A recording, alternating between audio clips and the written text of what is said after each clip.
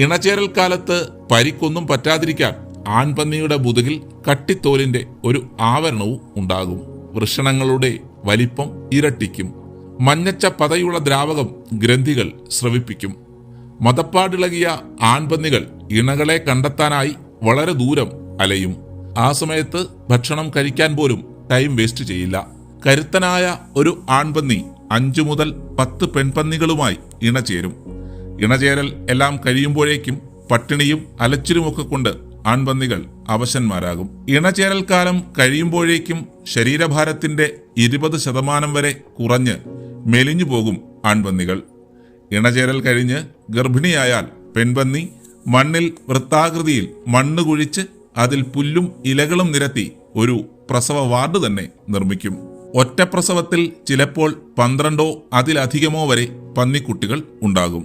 എങ്കിലും ശരാശരി 4 മുതൽ 6 വരെ കുഞ്ഞുങ്ങളെ കാണാം. 1 വയസ്സാകുമ്പോഴേക്കും പെൺപന്നിക്കുട്ടികൾ ലൈംഗിക പക്വത നേടുമെങ്കിലും ആൺപന്നികൾ പിന്നെയും കാത്തിരിക്കണം 2 വയസ്സുവരെ. എങ്കിലും 4-5 വയസ്സാകും വരെ ഇണചേരാൻ മറ്റു പന്നികൾ ഇവരെ സമ്മതിക്കാറില്ല.